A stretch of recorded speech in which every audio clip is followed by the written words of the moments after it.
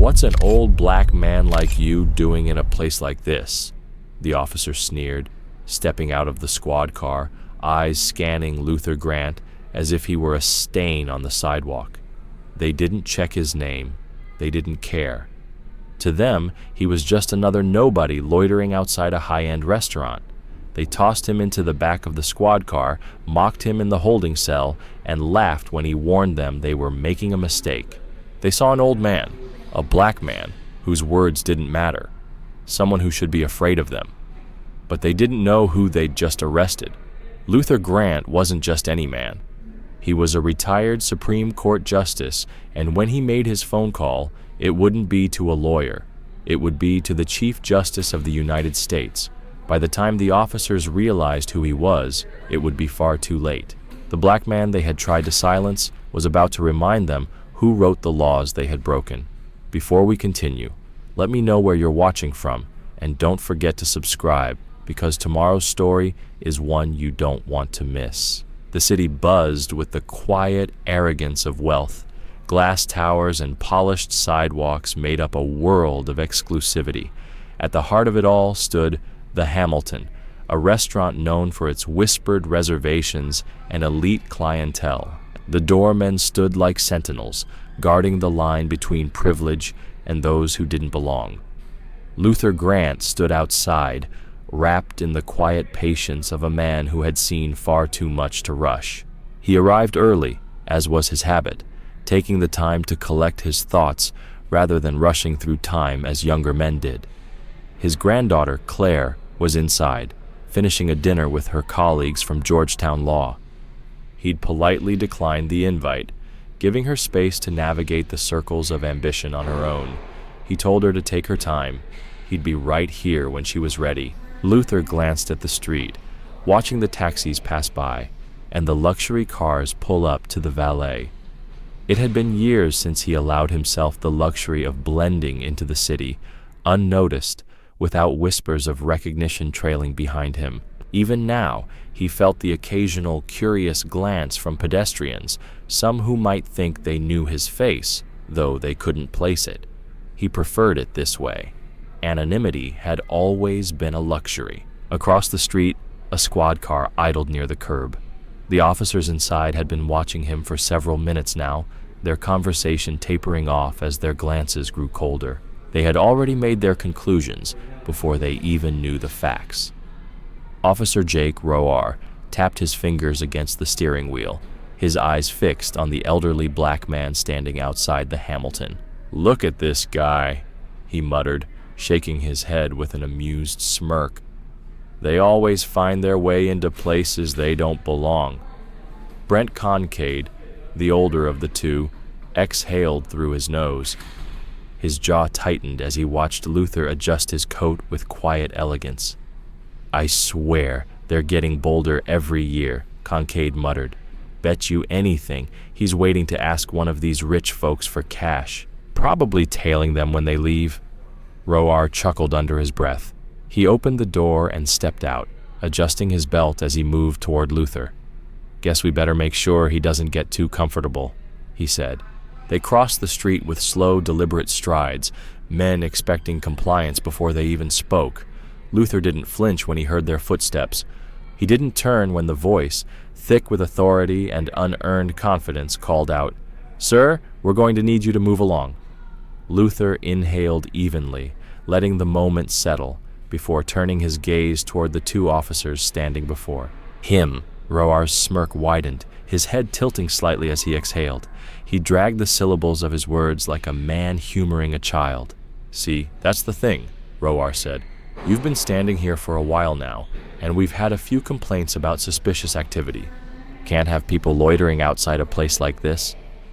Luther held his gaze unblinking, his voice calm, measured. "Suspicious activity?" he repeated, his tone void of curiosity. He had no need to ask what they meant. Concade shook his head, exhaling like this was all just a minor inconvenience. "Just move along, all right? We won't ask twice." Luther didn't move, and his expression remained unchanged. Instead, he reached into his coat pocket, his fingers brushing the edges of a moment that would change everything. With slow, deliberate movements, Luther reached into the inner pocket of his coat, retrieving his wallet with precision. Holding it out toward the officers, he spoke, his voice steady. "I assume you'll want to see some identification?" There was a brief flicker of hesitation, a tightening of Kincaid's jaw, and a flash of irritation crossing his face. The audacity of this man, standing so calmly in the face of authority, didn't sit well with him. He exchanged a glance with ROR, whose smirk had disappeared, replaced by a look of cold resolve. Without warning, ROR reached out and slapped the wallet from Luther's hand. It hit the pavement with a dull thud, spilling crisp bills and neatly stacked cards onto the concrete. Luther didn't flinch. For the first time, his expression shifted, not to anger, not to fear, but to something far more unsettling, a deep, practiced patience, a stillness so ingrained that it transcended mere silence. Kincaid stepped forward, pressing his boot firmly onto the wallet, pinning it to the cold pavement. "Didn't ask for ID," he muttered, his voice barely rising above a sneer. ROR let out a short, humorless chuckle. "You got a problem with following directions, old man?" ROR taunted. Luther's hands remained at his sides, his posture unyielding. He didn't look at the wallet beneath Kincaid's boot. He didn't acknowledge ROR's smug expression. He simply let the moment stretch, the weight of their actions settling into the air between them. Finally, with quiet certainty, Luther spoke.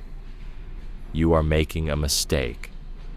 Kincaid exhaled sharply, shaking his head as he leaned in slightly. His voice dropped low. "Yeah?" he murmured. "And what exactly do you think is going to happen here?" Luther's gaze never wavered. "You're going to find out." In that moment, the air seemed to shift ever so slightly, an unspoken tension rising between them. Neither officer understood it.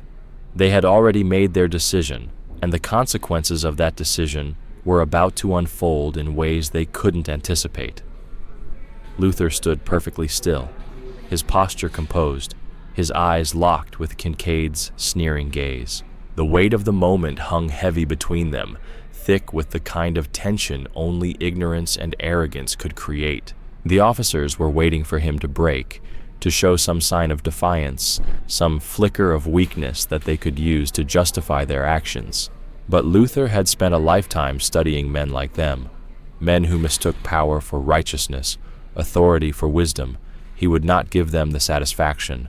Kincaid pressed his boot harder onto the wallet, grinding it into the pavement as he sneered at Luther, daring him to protest. "You're not hearing us, old man," he growled. "You've got about 3 seconds to start walking before we make you." Luther didn't move. "I have told you already," he said, his voice steady and deliberate, the kind of voice that had once filled courtrooms, delivering judgments that shaped the very fabric of the country. "I am waiting for my granddaughter. I am standing on a public sidewalk. You have no legal grounds to remove me."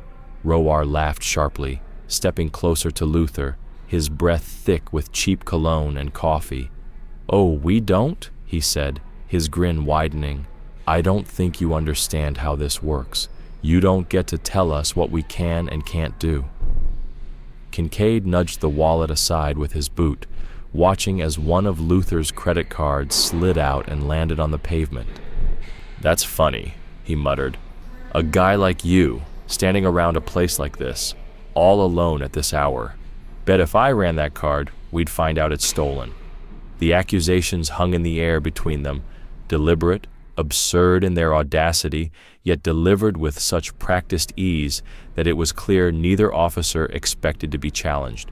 Luther exhaled slowly, steadying himself.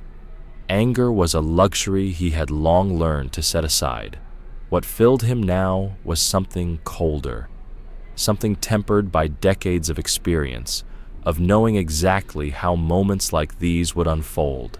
"I suggest you rethink what you're about to do," he said quietly, his voice carrying all the weight of certainty.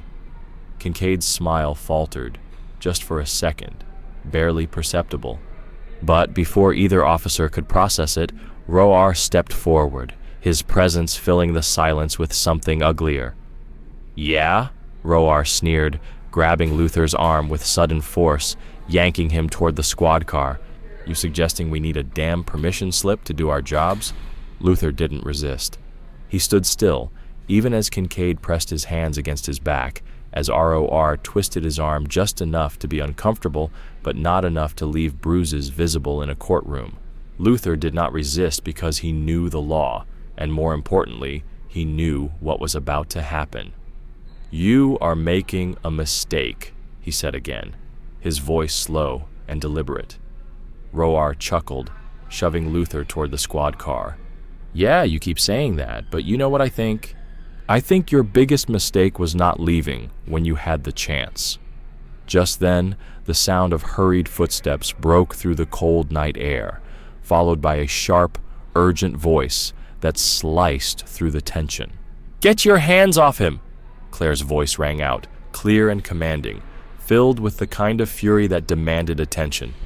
She was moving fast, her heels clicking against the pavement as she broke into a near run, her breath sharp with disbelief and anger as she saw her grandfather being manhandled like a common criminal.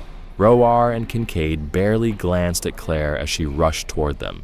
"Ma'am, step back," Kincaid muttered dismissively, not even looking her way. His tone was the kind they reserved for people they considered irrelevant, the kind of arrogance that showed they had already written their script and didn't need anyone to change it.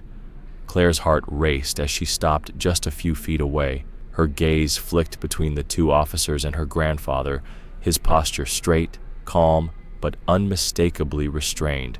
The urge to act surged in her chest. "This is a mistake," she said quickly, urgency thick in her voice. Her hands trembled as she pulled her phone from her pocket, fingers shaking as she hit record. "That man is Luther Grant, Justice Luther Grant. He's a retired Supreme Court justice. Do you even understand what you're doing right now?" Her words landed with the weight of truth, and not just because of who her grandfather was. She didn't sound like someone pleading for reason. She sounded like a prosecutor presenting irrefutable evidence before a jury for the first time. Roar hesitated, his grip on Luther loosening slightly. Kincaid's gaze flickered toward Luther, as if he were seeing him for the first time, not just a black man they had already deemed guilty. But then the moment passed, and Roar scoffed, shaking his head as his smirk returned with chilling ease. "Oh yeah?" he said, glancing at Kincaid. "A Supreme Court justice, huh?" Kincaid let out a slow, deliberate chuckle. "Well, isn't that cute?" he muttered, grabbing the cuffs from his belt. "Looks like Grandpa's been telling bedtime stories." Claire's breath caught in her throat. Her fingers tightened around her phone as the camera focused on the officers, capturing them as they twisted Luther's arms behind his back and snapped cold steel cuffs over his wrists. "You're making a mistake," she said, her voice trembling now, the reality sinking in deep in her bones. Roar grinned, shoving Luther toward the back seat of the squad car. "Funny," he muttered. "That's exactly what he said." The door slammed shut, the hollow sound reverberating through the night, final and damning. Claire's vision blurred with fury and helplessness as she watched the car drive away. Her breath came in sharp, ragged gasps, but as the car pulled further, she noticed something that sent a chill through her spine. Luther wasn't afraid. He was watching her from the back seat, his posture straight, hands resting calmly in his lap. He wasn't scared. He was waiting. He knew something they didn't. He knew they had made the wrong mistake, and by the time they realized it, there would be no escape. The squad car rolled down the street, its flashing lights reflecting off the sleek glass of the high-rise buildings. The city moving on, oblivious to the injustice that had just unfolded. Inside the vehicle, the air was thick with arrogance, so casual, so unchecked that it pressed down on Luther, suffocating him like the cold steel around his wrists. Roar adjusted the rearview mirror, his grin lazy as he met Luther's gaze through the glass. His fingers tapped idly against the steering wheel, enjoying the quiet hum of the moment. Kincaid, in the passenger seat, stretched, and rolled his shoulders before glancing over his shoulder at their passenger. "You know," Kincaid drawled, his voice a blend of boredom and cruelty, the tone of a man who had done this too many times to count. "I gotta say, you people never learn."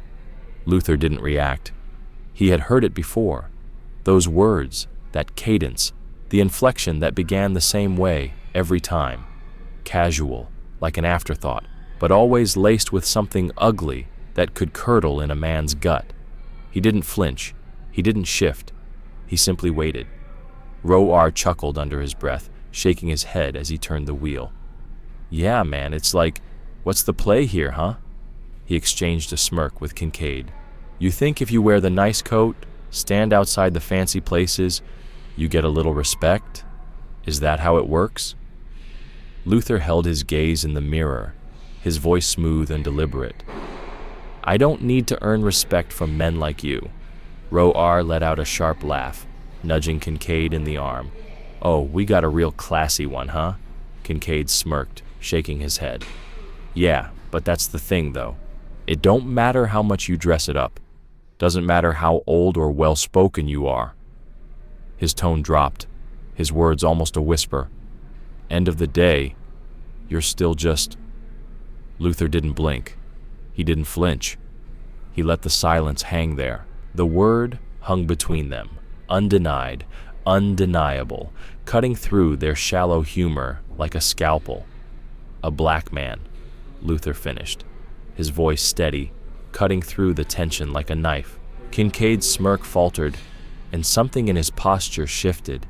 It was subtle, but there was a stiffness there, like he hadn't expected Luther to say it out loud, hadn't expected him to strip away the pretense so effortlessly. Roar scoffed, shaking his head under his breath. "Damn right you are," he muttered. Kincaid leaned back in his seat, exhaling through his nose, his fingers tapping against his thigh. "And that's the problem, isn't it?" His voice dropped lower, meant to provoke. "You walk around thinking you belong, thinking you're one of them, thinking just 'cause you dress right and talk right, you get to be something more than what you are." Luther tilted his head slightly, his expression unreadable. "And what is that, Kincaid?" he asked, his voice cool, controlled. Roar and Kincaid exchanged a look, their smirks lingering, but the weight of Luther's words hadn't fully hit them yet. It was the unspoken truth, spoken plainly, without hesitation or shame. The word landed with precision, echoing in the air like a heavy truth, one that these men had ignored for far too long. Luther's steady breath, his wrists pulling gently against the cuffs, was the only sound filling the quiet car. "You people always talk about how bad it is, always crying about racism, this oppression, that—" Roar began, his voice dripping with sarcasm. He was driving down a quieter street now, the city's hum fading into the background. "But you never talk about how damn easy you've got it now. I mean, come on, you think 50 years ago you'd even be standing in a place like that?" Luther let the silence stretch, his eyes studying both of the officers carefully. After a long moment, he spoke, his voice calm but carrying the weight of years spent in a courtroom, carefully honed to unsettle. "Tell me," he said, his tone almost conversational, "do you believe that because the knife is 6 inches deep instead of 12, that means you're not still cutting?" Roar blinked, caught off guard. Kincaid's smirk faltered, just slightly, as Luther leaned forward, the cuffs pressing into his wrists but not making him flinch. "You want me to be grateful because the wound isn't as deep as it once was?" Luther continued, his voice steady. "Because the hand holding the blade wears a uniform instead of a hood. Because instead of ropes, you use pens. Instead of whips, you use laws. Instead of burning crosses, you burn futures. You want to call it progress, but all you've done is learned how to cut quietly, and now you stand here asking why the bleeding hasn't stopped." The words hung in the air, dense with meaning. Roar's jaw tightened, and Kincaid exhaled sharply, shifting uncomfortably in his seat. Luther settled back, his eyes fixed on Roar in the rear-view mirror, his posture unwavering. "No," Luther said simply, his voice unshaken. "I will not thank you for this." Roar scoffed, rolling his shoulders as he forced a laugh. It sounded weaker now, thinner, the previous confidence chipping away. "Damn, you talk a lot for someone in cuffs," he muttered, shaking his head. "Keep running your mouth and we might just have to take a little detour, show you how things used to be done." Kincaid smirked. "Yeah? Maybe take a wrong turn, drop you off somewhere they don't ask too many questions." Luther studied them both, absorbing their every word, every flicker of expression, filing them away with the precision of someone who had lived a life where such moments were not only expected but anticipated. After a long silence, he exhaled, his shoulders easing into a quiet calm. "Enjoy this while it lasts," Luther said softly, his eyes locking with Roar's in the mirror. Roar frowned, his fingers flexing slightly against the wheel. "What the hell's that supposed to mean?"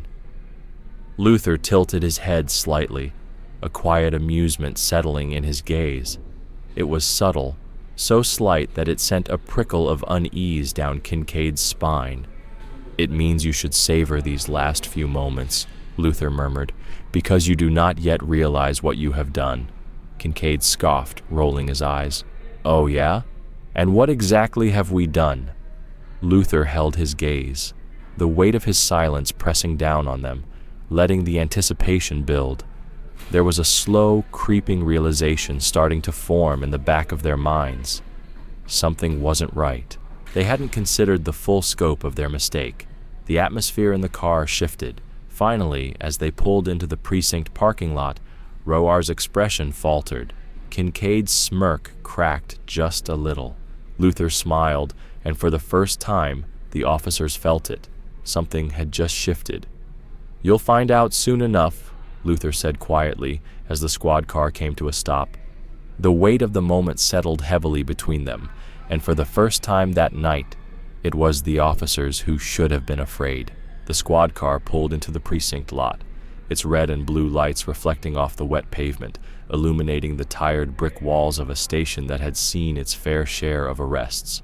The building stood quiet at this hour, a few officers finishing paperwork and sipping stale coffee. It was a slow night, one that invited complacency, where men like Roar and Kincaid felt untouchable. Inside the car, Luther remained still, his hands cuffed, his posture composed, his expression carrying that unbearable patience, the kind that unsettled men like Roar and Kincaid. Roar let out a dramatic sigh, drumming his fingers against the wheel before cutting the engine. "Well, that was fun," he muttered, glancing at Kincaid. "Nothing like reminding the locals who's in charge, huh?" Kincaid chuckled, stretching as he undid his seatbelt. He turned slightly to face Luther. "Yeah, you did real good back there, old man," he said, his voice thick with condescension. "Kept your mouth shut, didn't fight back. Smart move." Luther met his gaze through the rearview mirror, his silence unwavering. Kincaid tilted his head, studying him carefully, his smirk lingering but no longer as comfortable as before. "Thing is, though," Kincaid said, his tone shifting slightly, laced with something sharper, "you know why we stopped you. You know why you're here? You ain't stupid." Roar scoffed, unbuckling his seatbelt. "Oh, come on, Kincaid. You really think he doesn't already know?" Kincaid leaned back, his elbow resting casually on the headrest. "It's got nothing to do with vagrancy, nothing to do with loitering. Hell, it's not even about compliance, is it?" His voice dropped, his eyes narrowing slightly, his grin turning uglier. "It's about what it's always been about."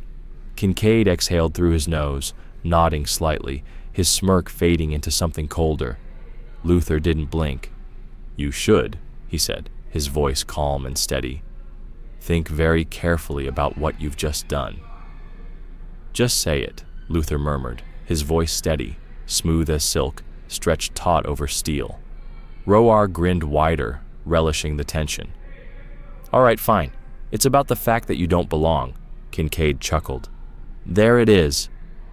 Luther inhaled slowly, letting their words settle around him, absorbing them with the same patience he had carried his entire life, the kind of patience that had built courtrooms around men like them, men who thought they were wolves, but were, in the end, nothing more than dogs let off the leash. "You don't like seeing a black man in a place you think is too nice for him," Luther said, his voice unshaken, his gaze unwavering. "You don't like that I wasn't scared of you, that I didn't jump when you barked, that I had the audacity to stand there, waiting, existing, breathing, without needing your permission." Roar let out a quiet scoff, shaking his head. "Jesus, you people always make it about race." Luther's lips pressed together briefly, his head tilting just slightly, the hint of something ironic in his gaze. "Isn't it?" Kincaid smirked, leaning back in his seat. "I mean, maybe not. Doesn't really matter, does it? End of the day, you're still in the back of our car, and we're still taking you inside."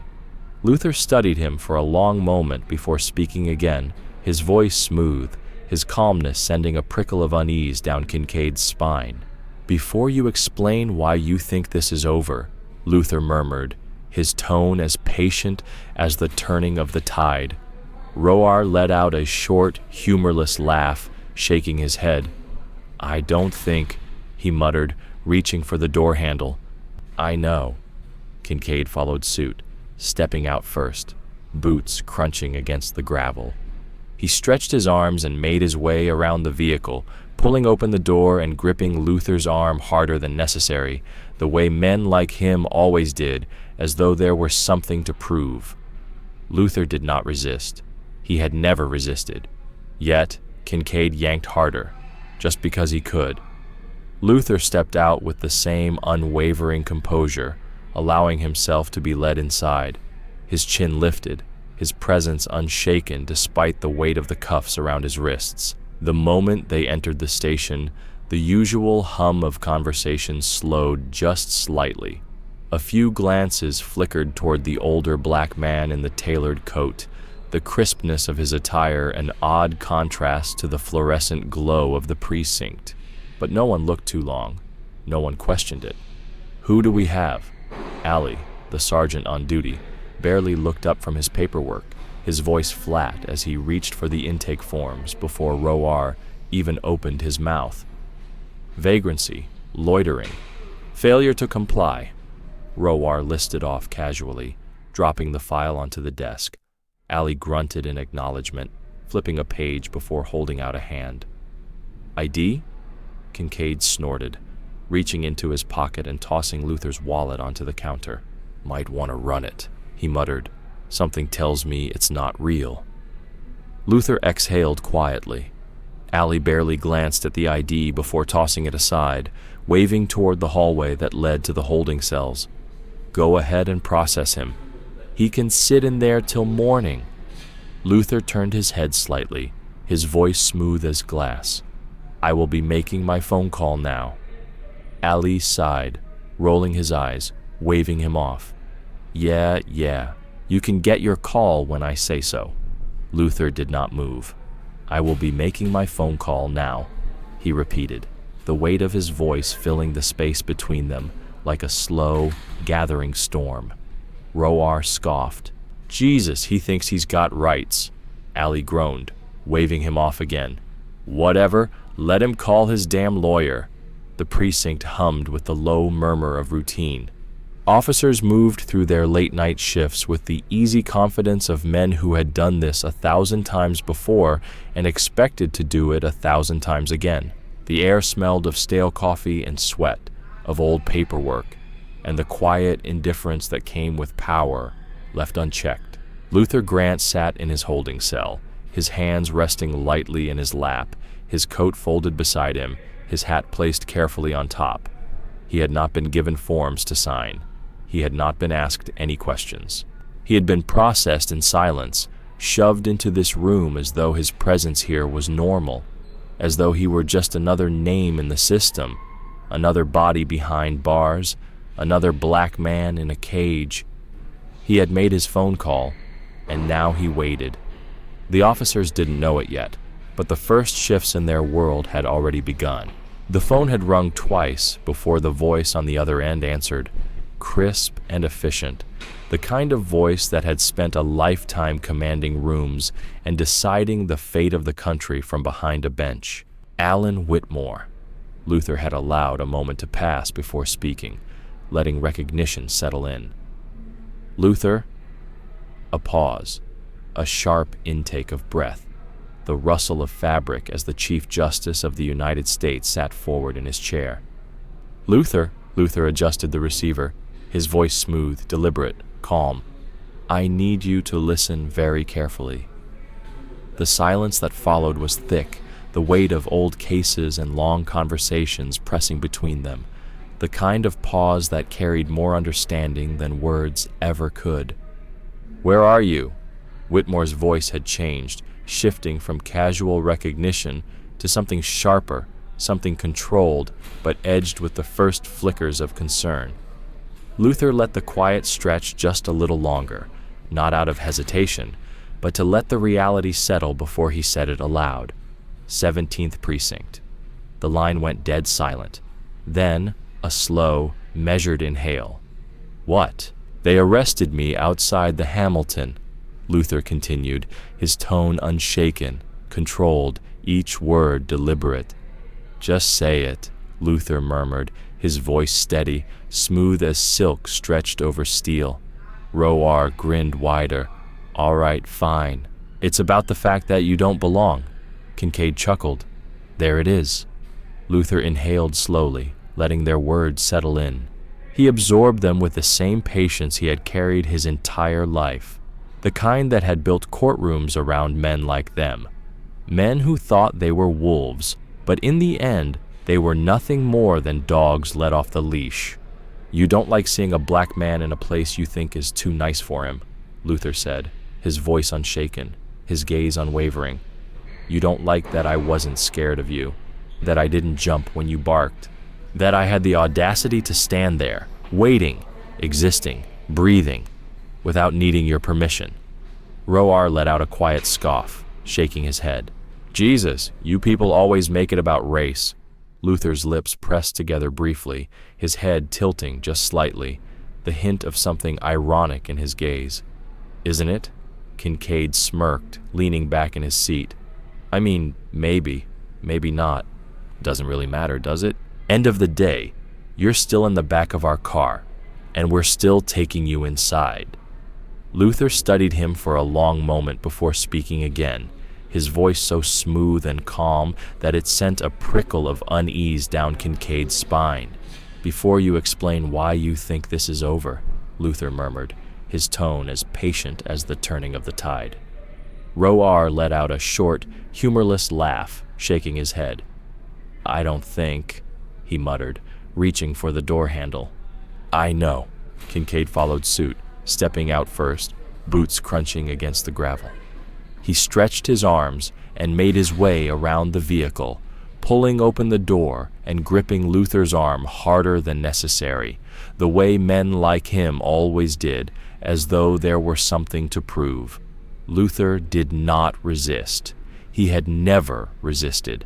Yet Kincaid yanked harder, just because he could. Luther stepped out with the same unwavering composure, allowing himself to be led inside.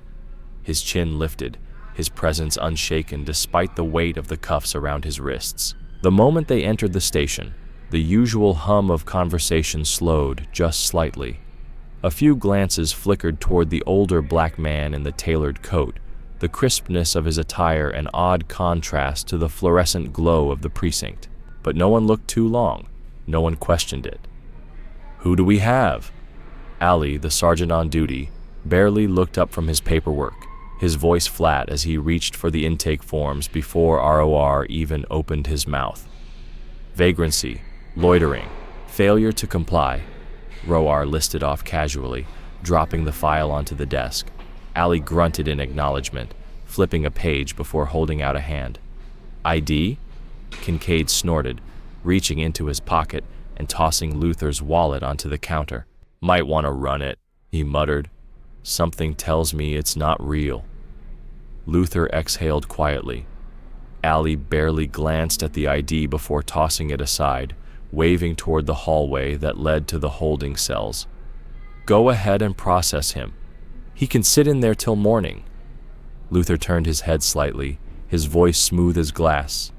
"I will be making my phone call now." Allie sighed, rolling his eyes, waving him off. Yeah, you can get your call when I say so." Luther did not move. "I will be making my phone call now," he repeated, the weight of his voice filling the space between them like a slow, gathering storm. Roar scoffed. "Jesus, he thinks he's got rights." Allie groaned, waving him off again. "Whatever, let him call his damn lawyer."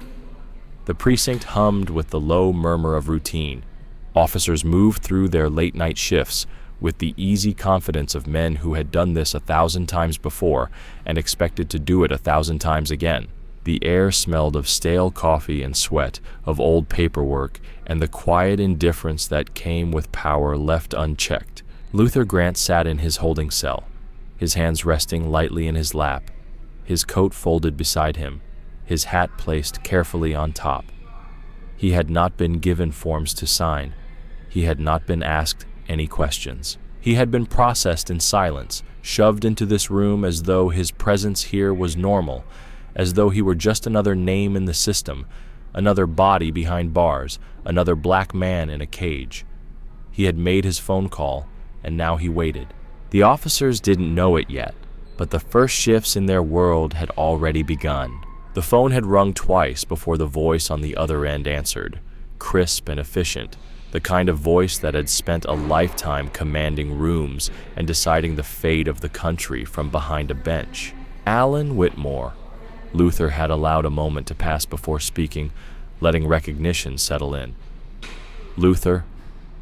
A pause, a sharp intake of breath, the rustle of fabric as the Chief Justice of the United States sat forward in his chair. Luther? Luther adjusted the receiver, his voice smooth, deliberate, calm. "I need you to listen very carefully." The silence that followed was thick, the weight of old cases and long conversations pressing between them, the kind of pause that carried more understanding than words ever could. "Where are you?" Whitmore's voice had changed, shifting from casual recognition to something sharper, something controlled, but edged with the first flickers of concern. Luther let the quiet stretch just a little longer, not out of hesitation, but to let the reality settle before he said it aloud. 17th Precinct. The line went dead silent. Then, a slow, measured inhale. "What?" "They arrested me outside the Hamilton," Luther continued, his tone unshaken, controlled, each word deliberate. "You're a fool," Luther said simply, his tone unbothered. Roar snorted, shaking his head. "Yeah, that's so?" Luther exhaled, leaning back slightly against the cold metal wall, tilting his head as though studying a peculiar specimen beneath a microscope. "Yes, because only a fool mistakes silence for submission." Kincaid grinned. "Oh, you ain't submitting, huh?" He tapped the bars lightly with his knuckles. "Could have fooled me." Luther held his gaze unblinking. "I do not need to fight a man who is already drowning." The smirk faltered for just a second, but before Kincaid could snap back, a new voice cut through the air, gruff and unimpressed. "Knock it off." The three men turned to find Chief of Police Richard Sloan standing a few feet away, arms crossed, expression unreadable. Kincaid straightened slightly, stuffing his hands into his pockets. His smirk lingered but dimmed. "We're just having a little fun, boss," Kincaid said, attempting to maintain his usual demeanor. Sloan exhaled sharply through his nose, shaking his head as he took a slow step forward. His eyes shifted briefly toward Luther, then back to his officers. "Yeah, well, we've got enough crap to deal with. Don't add to it." His tone wasn't stern or warning. It was simply tired, as though he couldn't be bothered with the antics of his officers, not because he found their behavior unacceptable, but because he just didn't want to hear about it. Kincaid shrugged, grinning as he took a step back, nudging Roar. Yeah, we're done here. Roar took a final sip of his coffee, tossing a smirk toward Luther. Enjoy your stay, he muttered, before turning and walking off, Kincaid following close behind. Both moved with the easy confidence of men who had been told to stop, but knew they'd never be punished for what they'd already done. Sloane lingered a moment longer, his gaze flickering back toward Luther, not with curiosity, not with guilt, but with mild interest, as though considering something vaguely important, but not yet worth his time.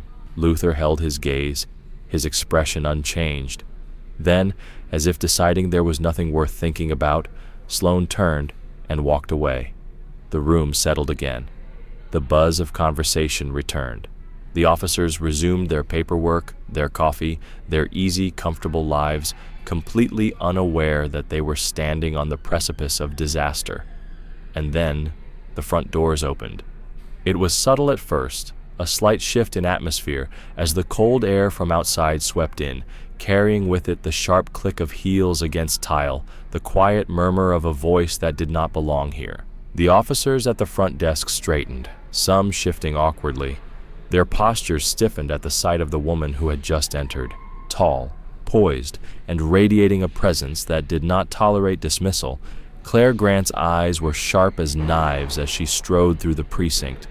Her hands were clenched at her sides, her jaw tight with barely restrained fury, and she was not alone. Beside her, moving with the same unyielding presence, was Assistant U.S. Attorney Daniel Harrington, the first true sign that the walls of this precinct were beginning to crack. In his cell, Luther Grant sat with the same unwavering patience he had carried all night. He could feel it beginning, the first tremors. The officers in the precinct were still laughing, still moving through their routines with the easy arrogance of men who believed power belonged to those who shouted the loudest. But Luther knew better. Power did not belong to those who shouted. It belonged to those who waited, and so he sat. He waited, and he smiled, because now the real game had begun. Claire did not wait to be acknowledged as she strode through the precinct doors. Her presence was an immediate disturbance, a sharp disruption in the careful balance of indifference this place was built upon. She moved with purpose, with controlled fury that did not ask for permission.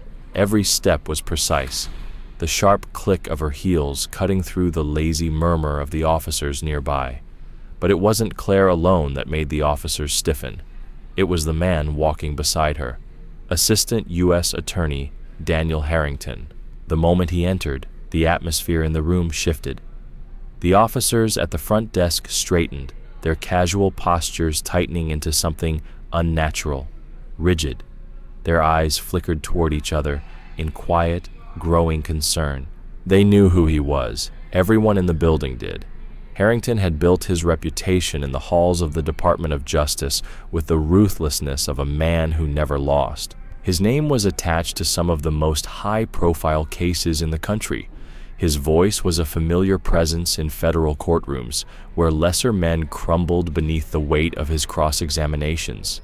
His reputation was immovable, his influence undeniable, his authority absolute. And now, he was here, and he was not smiling. The officer at the front desk, a younger man who had not yet learned how to hide fear properly, swallowed hard.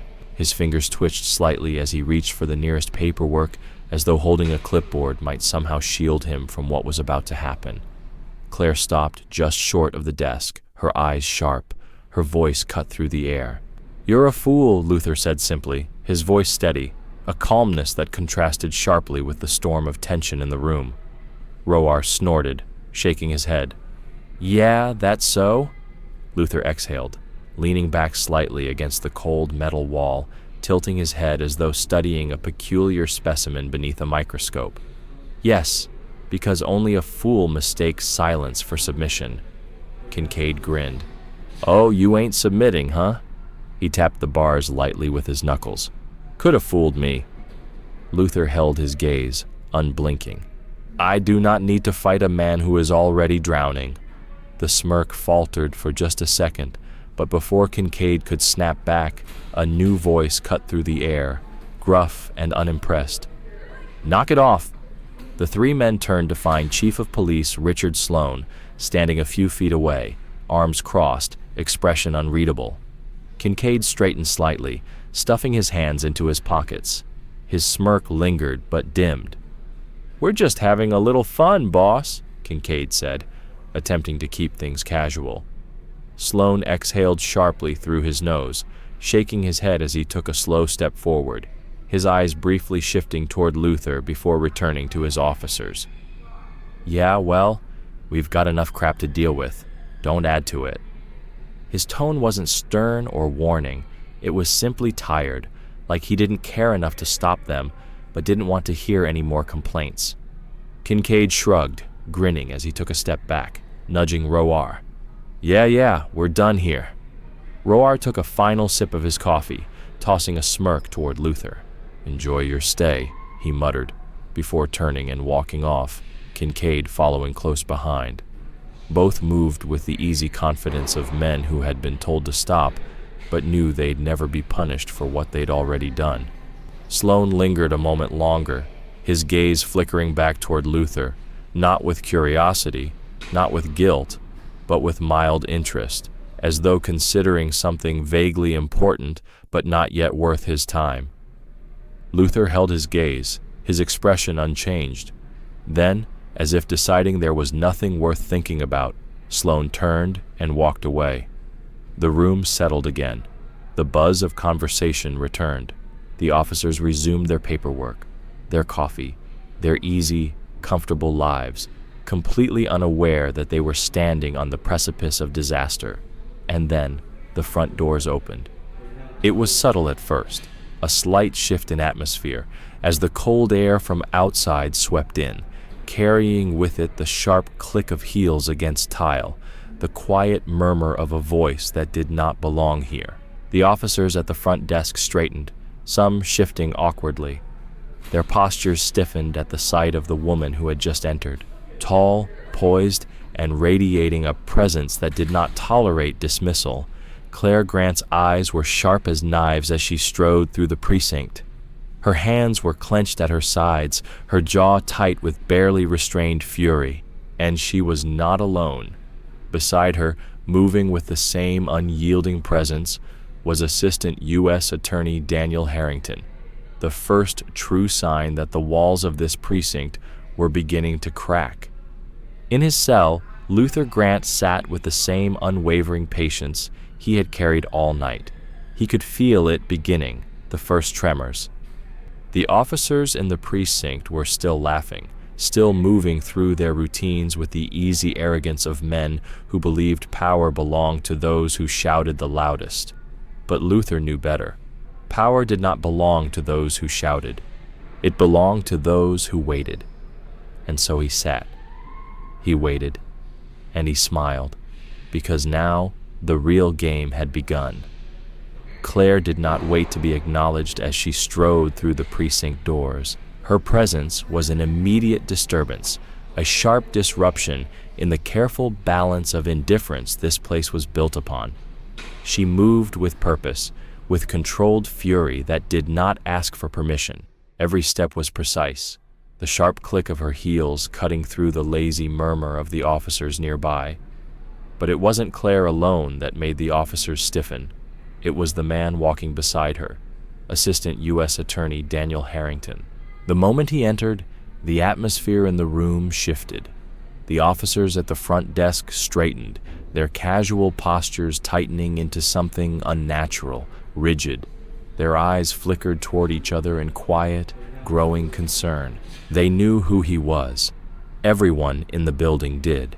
Harrington had built his reputation in the halls of the Department of Justice with the ruthlessness of a man who never lost. His name was attached to some of the most high-profile cases in the country. His voice was a familiar presence in federal courtrooms, where lesser men crumbled beneath the weight of his cross-examinations. His reputation was immovable, his influence undeniable, his authority absolute, and now he was here. And he was not smiling. The officer at the front desk, a younger man who had not yet learned how to hide fear properly, swallowed hard. His fingers twitched slightly as he reached for the nearest paperwork, as though holding a clipboard might somehow shield him from what was about to happen. Claire stopped just short of the desk, her eyes sharp. Her voice cut through the air. "I want to see my grandfather." The officer blinked, hesitated for a second too long before clearing his throat. Harrington didn't give him the chance to finish. The attorney took a single step forward, his presence somehow heavier than anyone else's in the room, the kind of presence that demanded attention without ever raising his voice, the kind that made men realize too late that they had made a mistake. "Where is Justice Grant?" The words were not a request. The young officer's lips parted slightly, his expression caught somewhere between confusion and something resembling genuine panic. Because now the name had been said out loud, and that meant there was no way to ignore it. Justice Grant. Justice Luther Grant.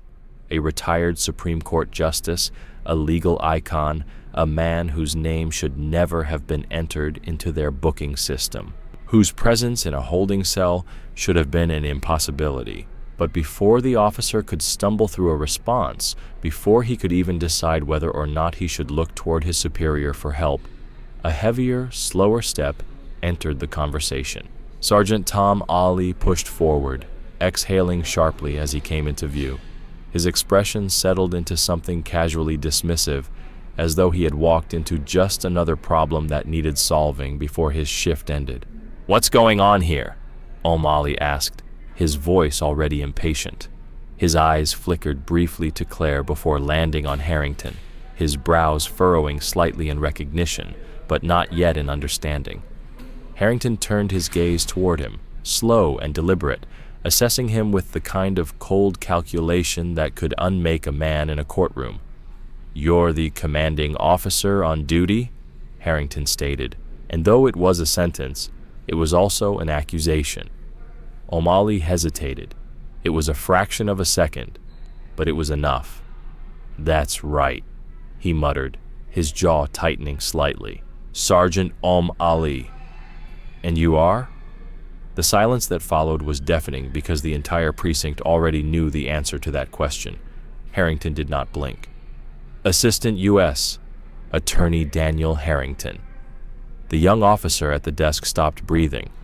The murmur of casual conversation from the surrounding officers died instantly. Ali's lips parted slightly before pressing into a thin line, his mind caught up with the disaster unfolding before him. And for the first time tonight, real, tangible fear entered the room. Harrington did not pause to let the weight of his name settle. He did not wait for Ali to fully process how deep the pit beneath him had just become. He simply took another step forward, his voice even, controlled, but carrying the precise weight of a man who was about to dismantle an entire precinct if he did not receive the correct answer. "I am here on behalf of the Department of Justice," he said smoothly, "to investigate the unlawful detainment of a retired Supreme Court justice." A deliberate pause, a slight tilt of his head. "Who, as of this moment, is still in your custody?" O'Malley paled. He recovered quickly, or at least he thought he did, straightening his shoulders, exhaling sharply, rubbing a hand over his mouth before muttering, "Jesus." Harrington did not move. "Where is Justice Grant?" O'Malley hesitated again, glancing toward the hallway, toward the holding cells, toward the place where he had sent a man who should never have been here to begin with. Claire's patience finally snapped. "You put my grandfather in a cell like a common criminal," she bit out, her voice sharp, her eyes blazing with fury. "And you didn't even bother to check his ID?" O'Malley's jaw tightened. He had nothing to say because there was nothing he could say. And that silence, that hesitation, that was the moment the officers around him understood that something was deeply, deeply wrong. Harrington inhaled deeply through his nose, exhaled slowly, then tilted his head slightly as he delivered the first true, undeniable order of the night. "Sergeant Ali," he said smoothly, his voice as cold as it had ever been inside a federal courtroom. "You are going to take me to Justice Grant now." And in that moment, with every pair of eyes in the precinct locked on him, with the full weight of the federal government standing before him, Ali knew this was not a simple mistake. This was not something he could fix with a well-worded excuse. This was the beginning of the end, and there was no way out. The air cracked with unspoken tension. The final second of hesitation hung between them like a fraying thread. Then, without another word, Ali turned sharply on his heel and started toward the hallway, his steps stiff, reluctant, his entire posture that of a man walking toward something he did not want to face. Harrington followed, moving with quiet, controlled precision. His presence filled the space without the need for force.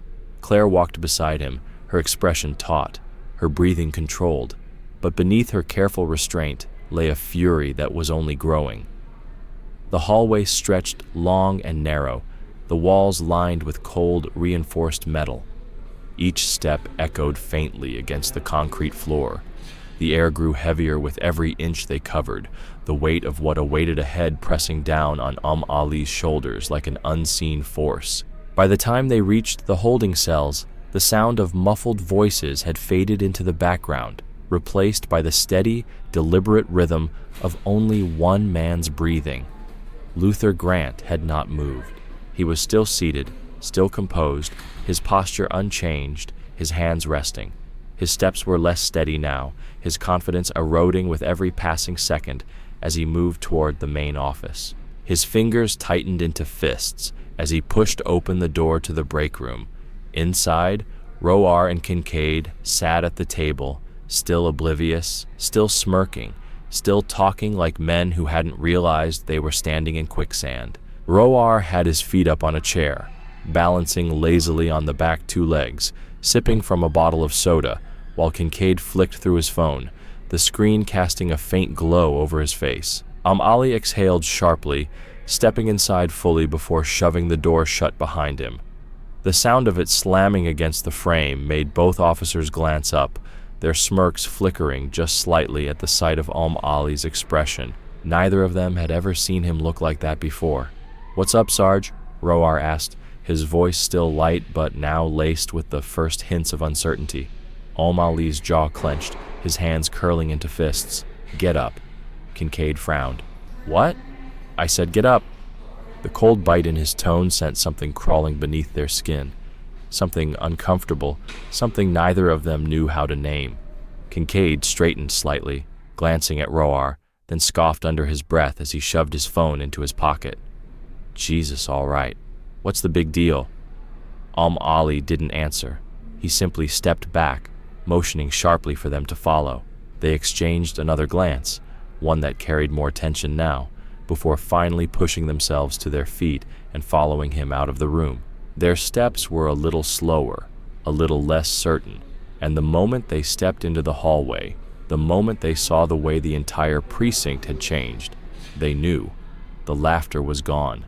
The casual ease was gone. The air was different now.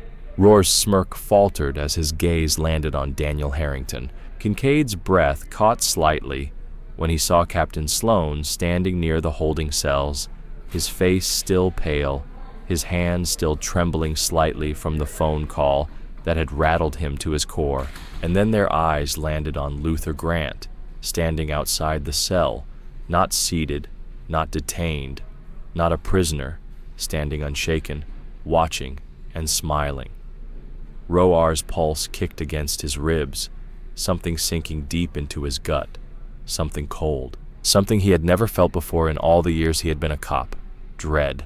Because in that moment, as the realization fully settled in, as Harrington turned to them with slow, deliberate precision, as Sloan exhaled through his teeth, his entire body rigid, as Ali stepped back slightly, distancing himself, as Claire's eyes burned into them with a hatred so raw it could have stripped the walls bare, as Luther Grant met their gaze with the quiet, patient certainty of a man who had already won, they finally understood.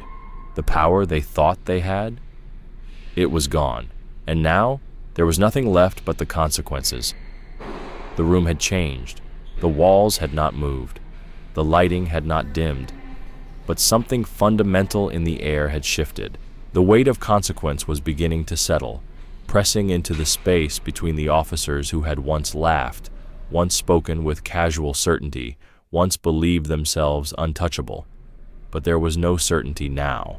Daniel Harrington was staring directly at Aroar and Kincaid. There was no hesitation in his stance, no room for misunderstanding in his expression. His presence was a force, not simply because of who he was, but because of what he represented. The full, unrelenting power of the Department of Justice now turned against the very men who had always assumed it was on their side. The silence stretched long and taut, a moment where the weight of reality settled into the bones of the guilty, and then, suddenly, violently, it shattered. "What the hell were you thinking?" Harrington's voice did not ask. It demanded. The sheer force of it filled the room, cutting through the quiet, making several officers near the front desk flinch, even though they weren't the ones being addressed. The words were not the carefully measured tone he had used before, not the smooth, cutting legal precision of a man slowly working his way toward the kill. This was anger, real, unfiltered, ice-cold rage. Aroar actually took a step back. Kincaid's jaw tightened, his shoulders squaring slightly, as though his body was trying to instinctively protect itself. But he did not speak. Harrington took another step forward, his presence filling every inch of the space between them. His voice rolled over them like a tide that could drown them whole. "You saw an old black man standing outside a restaurant," he hissed, his eyes dark, sharp, dangerous. "And instead of doing your damn job, of checking his ID, of verifying his name, of treating him with even the most basic level of human decency, you threw him in the back of a squad car like he was nothing, like he was no one, like he was yours to handle however you saw fit." His voice dropped, slow and deliberate, his tone turning into something sharper than any weapon. "And you did it all while wearing a badge." Kincaid opened his mouth, but before he could even attempt to summon an excuse, Harrington turned on him fully, eyes blazing, voice a storm. "Shut up." The words snapped through the air like the crack of a gavel, final, unarguable, a verdict, passed before the trial had even begun. Kincaid's mouth closed immediately. Roar swallowed, his throat visibly working, but he did not dare speak either. Harrington exhaled sharply, running a hand over his face before his eyes flashed toward Captain Sloan, who had remained silent, standing near the entrance of the holding area as though his feet had turned to stone. "And you!" Harrington snapped, his fury shifting seamlessly. "Tell me something, Captain. Did you even bother to review the arrest report before you let these two parade around like they'd done something worth celebrating?" Sloane's lips pressed into a thin line, his skin still pale, his hands still trembling slightly at his sides. But before he could fumble through an explanation that would only dig his grave deeper, another voice entered the conversation, smooth, calm, devastating. "They didn't even run my ID." The words settled like an earthquake beneath the floor. Kincaid flinched. Roar looked away. Harrington's head tilted slightly, as though he couldn't quite believe what he had just heard, like the sheer stupidity of the revelation had momentarily thrown him off course. He turned his gaze back to Roar and Kincaid, blinking once slowly, before his expression hardened into something lethal. "You didn't even run his ID," he repeated, his voice low now, controlled again, but somehow worse than the shouting. "You didn't check his name, his record, his background. You arrested a man and didn't even bother to confirm who he was." Kincaid's hands curled into fists at his sides, his mouth pressing into a hard line. His silence was the only confession necessary. Harrington inhaled deeply, exhaled slowly, and then let out a quiet, humorless laugh that held no amusement whatsoever. "Unbelievable," he muttered. The sheer incompetence, the arrogance, the audacity.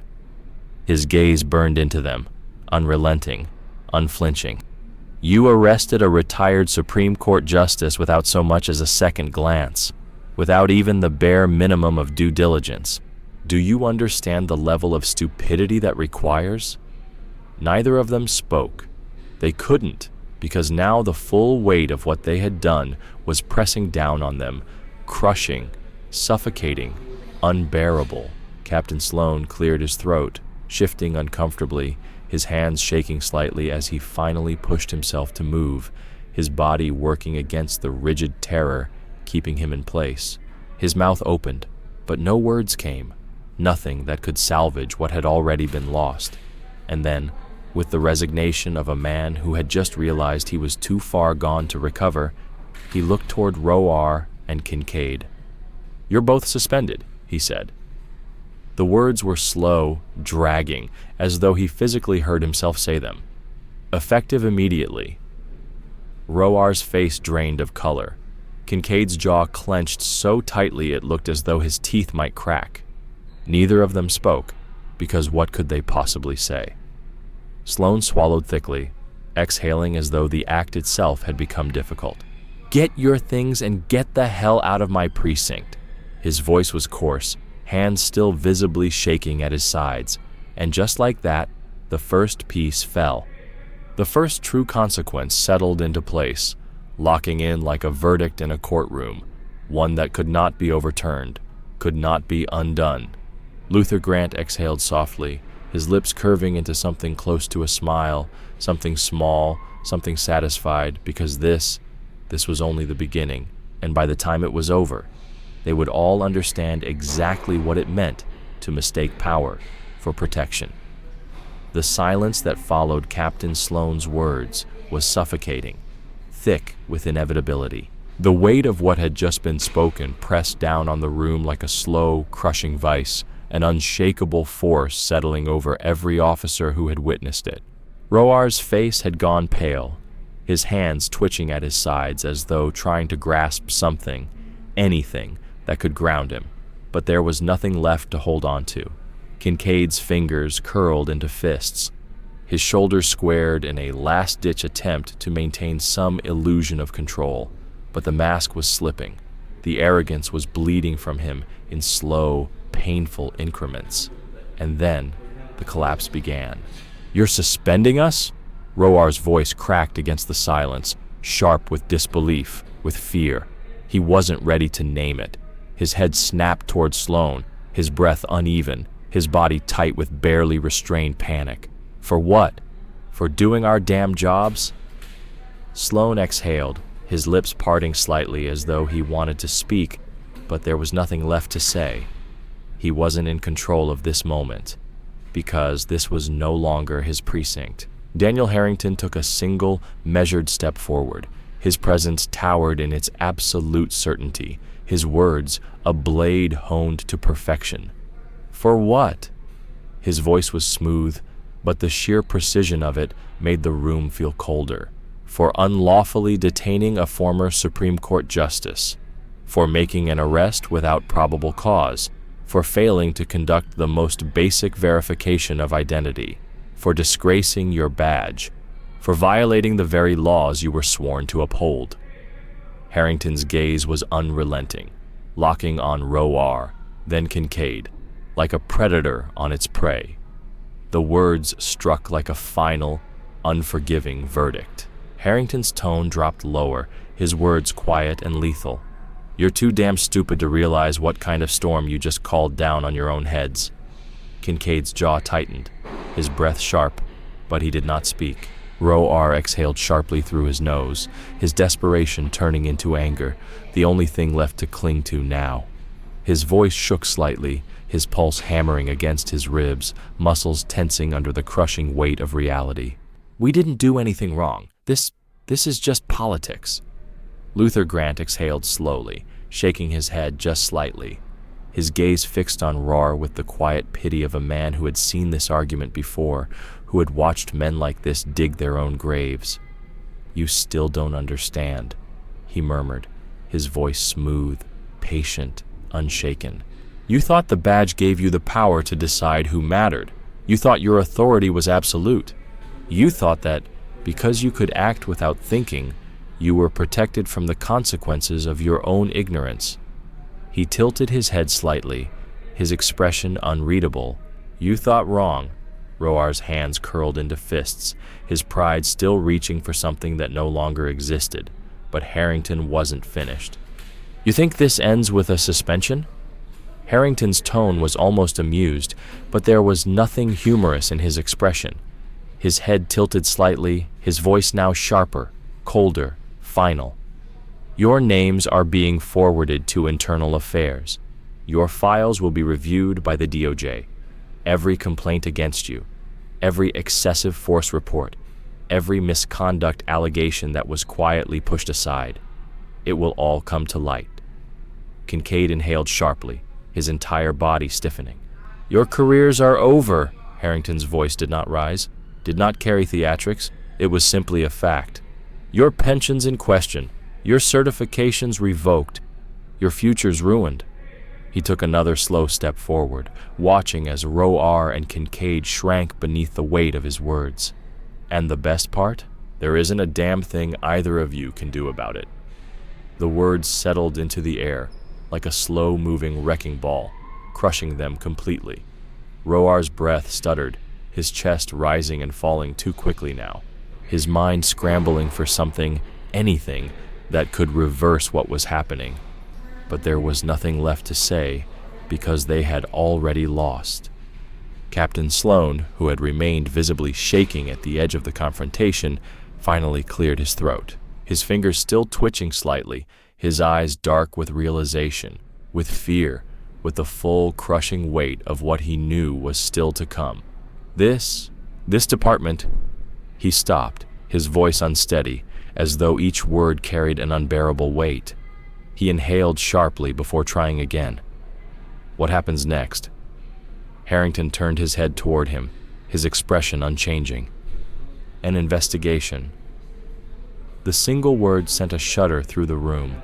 Sloane's hands twitched, his eyes darting toward the entrance of the precinct, toward his office, toward the walls that were now closing in on him.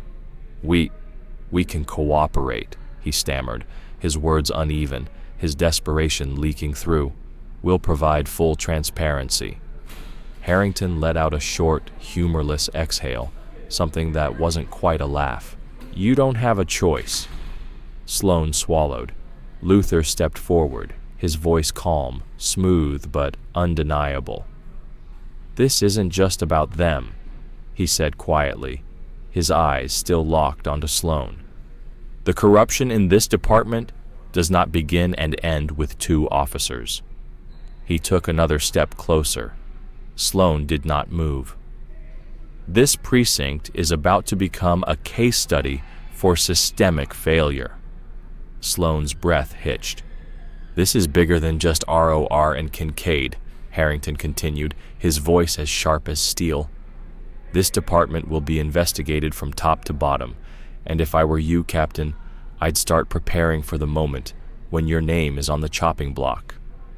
Sloane visibly swallowed, his entire body taut, his face ashen. He knew his time was running out. Harrington straightened, adjusting the cuffs of his sleeves. His tone returned to the sharp, controlled precision of a man who had already won. For now, these 2 are gone.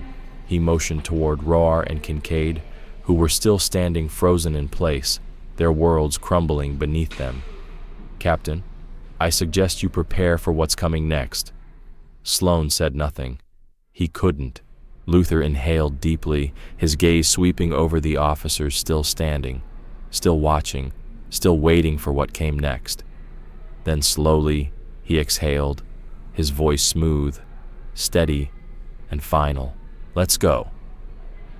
Claire stepped forward, her fingers tightening slightly at her sides, but her expression was lighter now, her posture no longer tense, and together they turned.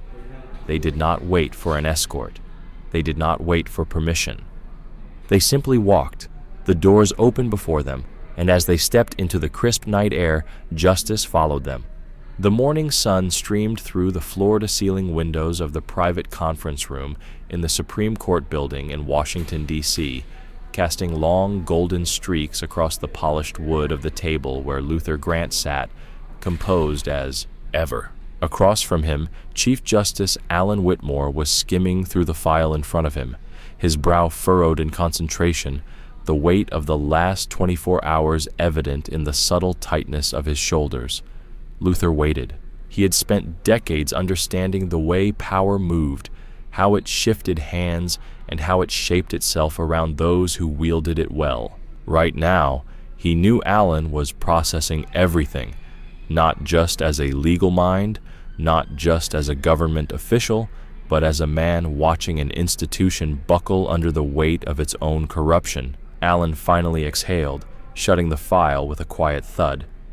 His fingers still rested on the cover, tracing the embossed DOJ seal. "It's happening," he said simply. Luther nodded once, his expression unreadable. "How fast?" Alan leaned back slightly, adjusting his glasses. His tone was clipped, precise. "The 17th precinct is being ripped apart at the seams. Federal oversight begins next week, but unofficially it's already started. The officers involved are done. ROR and Kincaid's careers are over. Internal Affairs has uncovered at least 7 others with disciplinary records that should have gotten them dismissed years ago. Some of them are resigning quietly, trying to escape the fallout before it reaches them." Luther exhaled slowly, nodding once. "And Sloan?" Alan's lips pressed into a thin line. "Resignation letter is already drafted. He's negotiating the terms of his exit, but it's only a matter of time. The governor wants to distance himself before this turns into a full-blown public scandal." He tilted his head slightly. "He'll be gone before the end of the week." Luther didn't smile, but the satisfaction in his eyes was unmistakable. Alan watched him for a moment before shaking his head slightly, his own expression unreadable. "This isn't stopping with one precinct, Luther." Luther leaned forward slightly, his hands clasped on the table. His voice was smooth, steady, but carrying an unmistakable weight. "It never was." Alan let out a breath that was not quite a sigh, not quite a laugh. "No, I suppose it wasn't." He tapped the file once, almost absent-mindedly. "The DOJ is expanding the review to other precincts in the district. Once the first domino falls, the rest tend to follow." Luther nodded again, slowly, as though he had already known this, as though this had been the plan all along. Alan studied him for a long moment before leaning forward as well. His voice was quieter now, but not uncertain. "You realize what this means, don't you?" Luther met his gaze without hesitation. "I do." Alan exhaled through his nose. "This isn't just a departmental shakeup. It's not just an investigation into a few bad officers. This is about to turn into something much, much bigger." He let the words settle before adding, "And it's not going to be easy." Luther let the silence stretch between them for a long moment before he finally spoke, his voice calm, his certainty absolute. "Nothing worth fighting forever is." Alan studied him again, his gaze flickering with something that almost resembled amusement before he smiled just slightly. "Then let's make sure we finish what they started." Luther nodded once, slow and deliberate, and just like that, the fight truly began. The 17th precinct did not feel the same. It had only been a few days since the night Luther Grant had been forced into a squad car, shoved into a holding cell, dismissed as nothing more than another black man who did not belong where he stood. But already, the atmosphere inside these walls had shifted. The arrogance had faded. The easy confidence of unchecked power had been replaced with something colder, something sharper: fear. The investigation had arrived in full force. Federal auditors had taken over the precinct's main conference room, their presence looming over the station like an approaching storm. Internal affairs investigators moved through the halls like vultures, combing through files, pulling officers aside for interviews that stretched for hours. Every desk, every filing cabinet, every digital record that had once gone unchecked was now being examined, dissected, cross-referenced. The officers who had once spoken with such casual authority moved differently now. Their steps were quieter, their backs less straight, their voices carrying none of the false confidence they had once wielded like a weapon. And in the center of it all, Luther Grant walked through those same halls, not as a prisoner, but as a reckoning. The air shifted as he moved.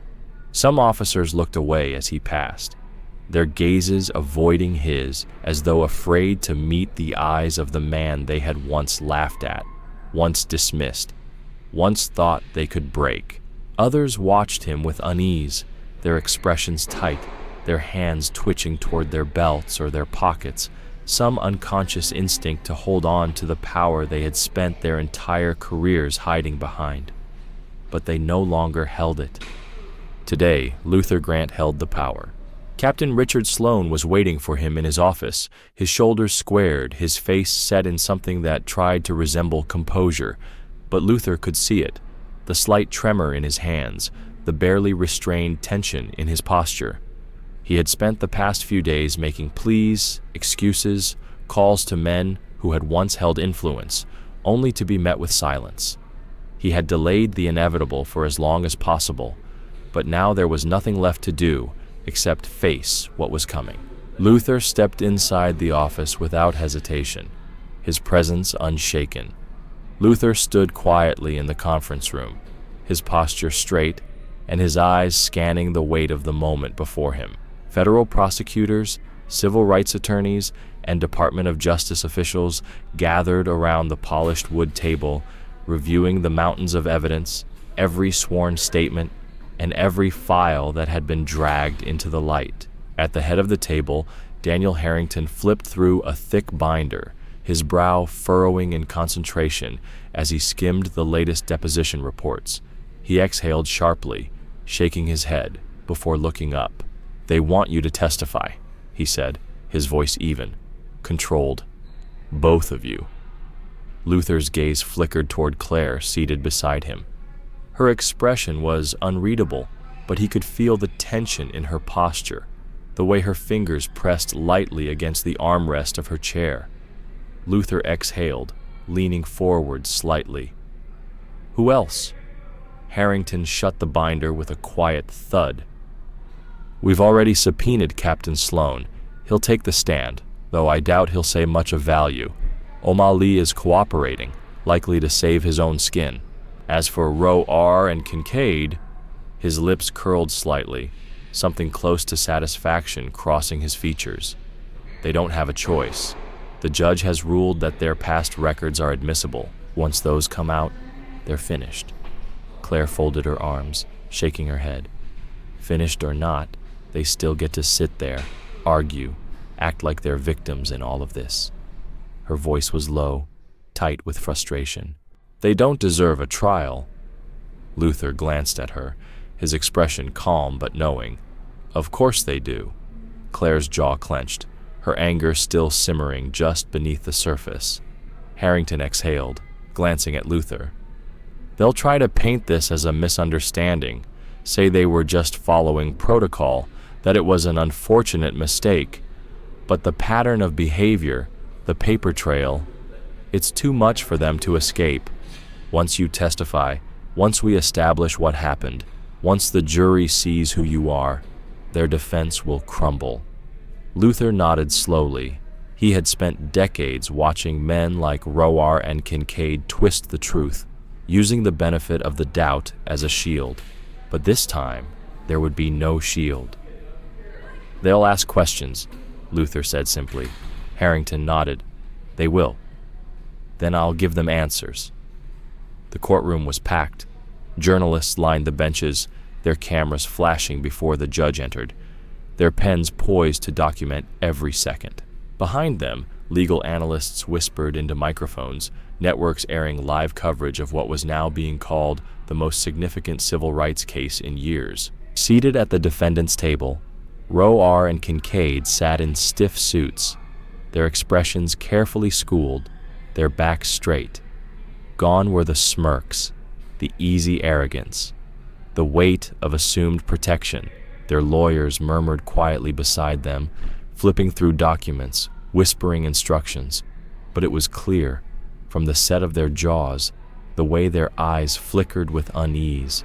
They knew they had already lost. Luther Grant sat at the witness stand, his posture composed, his expression calm, his presence commanding, in the way only a man who had seen the depths of history and survived could be. Harrington stood from his position at the prosecutor's table, buttoning his jacket as he approached the stand, his voice smooth, deliberate, unwavering. "Justice Grant," he began, turning toward the jury. "For the record, please state your name and credentials." Luther inclined his head slightly. "Luther James Grant, retired Supreme Court Justice of the United States." The words settled into the room like a gavel strike. Harrington let them breathe before stepping forward, his tone sharp but steady. "On the night in question, where were you?" Luther didn't blink. "Standing outside the Hamilton restaurant, waiting for my granddaughter." Harrington nodded. "And what happened next?" Luther's voice remained level, unwavering, but each word carried weight. "I was approached by officers ROR and Kincaid, who demanded to know why I was loitering. I explained that I was waiting for someone. They did not believe me." His fingers laced together, his gaze locked on Harrington. "I informed them that I was a retired Supreme Court Justice. They dismissed it. I presented no threat. I raised no voice.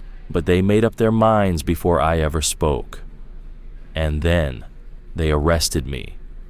A hush fell over the courtroom. Roar's lawyer shifted uncomfortably. Kincaid's fingers clenched on the table. Harrington nodded, his expression unreadable. "Did they ask for your identification?" Luther let the silence stretch before answering. "They did not." Murmurs rippled through the gallery. Harrington continued. "Did they read you your rights?" Luther exhaled slowly. "They did not." More murmurs. Harrington stepped closer, his voice measured but unyielding. "Did you at any point resist arrest?" Luther exhaled slowly. "No." Harrington turned to the jury, pausing briefly before stepping back. "No further questions." He returned to his seat. Roar's attorney stood, clearing his throat and shuffling his papers as though he had somehow prepared for this moment differently. The defense's questions were predictable. Didn't the officers have reason to believe he was trespassing? Couldn't it have been a simple mistake? Didn't the officers simply act in the best interest of public safety? Luther did not waver. "I was detained because of an assumption," he said, his voice carrying across the courtroom. "An assumption rooted in bias, because when they saw me, they did not see a citizen. They did not see a professional. They did not see a man waiting for his family." He let the words settle. "They saw what they wanted to see." The attorney shifted slightly, his expression faltering. Luther continued. "The officers who arrested me did not see me as a person. They saw me as a problem. That is why I was handcuffed. That is why I was thrown into the back of a squad car. That is why I sat in a holding cell for hours while they laughed and dismissed my words." The silence that followed was deafening. The attorney exhaled slowly, realizing there was no way to undo what had just been spoken. There was no defense strong enough to erase the weight of the words. He turned toward the judge. No further questions. As Luther stepped down from the stand, he did not look at Roar or Kincaid, because they no longer mattered. The verdict was already written in the air, and for the first time in a long time, justice was truly in motion. The verdict had been reached. Guilty. The words settled over the courtroom with the weight of finality, reverberating through the air, filling the silence that followed with something undeniable, unshakable, absolute. There was no celebration, No applause, only the quiet, inevitable recognition that the men who had once acted without consequence had finally been forced to face one. For Rowar and Kincaid, there was no escaping it. The charges, civil rights violations, unlawful detainment, abuse of power, had not been brushed aside, softened, or reduced to a suspension disguised as punishment. They had lost. The badge had not saved them. Their uniforms had not protected them. And for the first time in their lives, they were the ones forced to answer to a system they had once manipulated without fear. Luther Grant remained seated as the judge prepared to deliver sentencing. He did not gloat. He did not celebrate. He simply watched, knowing that this moment was bigger than two men, bigger than one precinct, bigger than one courtroom. This was the first step. Judge William Thatcher, a man known for his unwavering stance on civil rights and legal accountability, settled his gaze on the defendants. His voice carried the weight of history. "Officers ROR and Kincaid," he began, his tone firm, deliberate, leaving no room for misinterpretation. "This court finds your actions not only unconstitutional, but a disgrace to the profession you swore to uphold. The misuse of power you displayed was not an isolated incident, nor was it a simple lapse in judgment. It was part of a pattern of abuse that has now been exposed for all to see. The silence in the room was deafening. Therefore, this court sentences you both to 10 years in federal prison without the possibility of parole." A ripple of murmurs spread through the gallery, but the judge was not finished. "In addition, you will each pay a fine of $150,000, which will be distributed among civil rights organizations specializing in police accountability and wrongful incarceration cases." Kincaid's face drained of color. Rowar's fists clenched, his jaw tightening, his breathing uneven, but neither of them spoke because there was nothing left to say. Luther exhaled slowly, his face calm, unreadable, as the reality settled over the men who had once laughed at him in a squad car, who had treated his dignity like a joke, who had acted as though he were nothing. Now, they were the ones who were nothing. As the judge's gavel slammed down one last time, the officers who had once worn their uniforms like armor were led away in handcuffs. Justice had spoken, but the fight was not over. 3 weeks later, at the 17th precinct, the atmosphere inside was not the same. Gone were the officers who had once carried themselves with untouchable arrogance. Gone were the quiet jokes made at the expense of the powerless. Gone was the confidence that, no matter what they did, nothing would change. In their place was a silence that carried weight. The department had been gutted. Internal affairs had completed their review, and the results had been devastating. Nearly a third of the officers had either resigned, been placed under investigation, or outright dismissed. Federal oversight had stepped in to ensure that this department, once an unchecked machine of systemic abuse, would never operate the same way again. Captain Richard Sloan had not been spared. His resignation had been swift, quiet, and final. He had spent weeks making calls to allies who no longer wanted to be associated with him, submitting desperate appeals to keep his pension, attempting to salvage what was left of a reputation that had already crumbled. None of it mattered. His name had become synonymous with failure. By the time he had finally signed his resignation letter, it had already been too late to negotiate his consequences. However, it did not stop there. He had agreed to a plea deal with the DOJ, admitting to willful negligence in exchange for avoiding criminal charges. His pension was cut by 50%. His severance package was revoked, and he was barred from ever holding another position in law enforcement. A permanent stain on his record ensured that wherever he went, whatever career he tried to rebuild, he would never hold authority over another person again. Luther stood inside the precinct for the first time since that night, his posture straight, his gaze sweeping over the empty desks, the stacks of case files being reviewed by federal auditors, the officers who remained moving through the halls like ghosts of a department that no longer existed the way it once had. Hard to believe this is the same place. Claire murmured, her voice even, though he could hear the undercurrent of emotion beneath it, the anger that had not faded, the fight that still burned inside her. You really did it.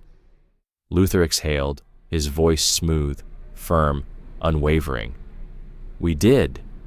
She glanced at him, her sharp eyes studying him, but she didn't argue. Instead, she exhaled, shaking her head slightly. Do you think they actually understand what happened here? Luther tilted his head slightly. Some do. And the others? He let the silence stretch before answering, his gaze sweeping over the remaining officers, the ones who had survived the purge but now walked with uncertainty in their steps. They will. The fight was not over. If anything, it had only just begun. The next day, that truth became even clearer. The steps of the federal courthouse were lined with reporters, their cameras flashing, their microphones stretched toward the podium where Department of Justice officials stood, flanked by civil rights attorneys and legal representatives. At the center of it all, Daniel Harrington adjusted his tie, stepping toward the microphone with the weight of something irreversible pressing into the moment. This is not an isolated case, he began, his voice clear, controlled, cutting across the morning air like the first crack of a storm. What happened at the 17th Precinct is a reflection of a much larger issue, one that extends beyond a single city, beyond a single department. This is systemic. This is deeply rooted. And this will be addressed. The journalists fired questions, their voices overlapping, but Harrington remained unshaken. In the coming months, federal oversight will extend into additional precincts where patterns of misconduct have been identified. Grand jury investigations are already underway, and multiple officers in surrounding jurisdictions are facing pending indictments. What happened in this courtroom was not an ending. It was the start of something much bigger. Luther watched from the sidelines, his hands clasped behind his back, his posture straight, his expression unreadable. He had stood before more judges than he could count. He had written decisions that had shaped the very foundations of civil rights law. But now, standing on the steps of a courthouse, watching the justice system move in a way it had rarely moved before, he felt something he had not felt in years. Momentum. Justice had moved, and tomorrow it would move again. As Luther walked down the courthouse steps, the sun casting long shadows behind him, he did not stop because there was still work to be done, and he was not finished yet. I hope you enjoyed that story. Please share it with your friends and subscribe so that you do not miss out on the next one. In the meantime, I have handpicked 2 stories for you that I think you will enjoy. Have a great day.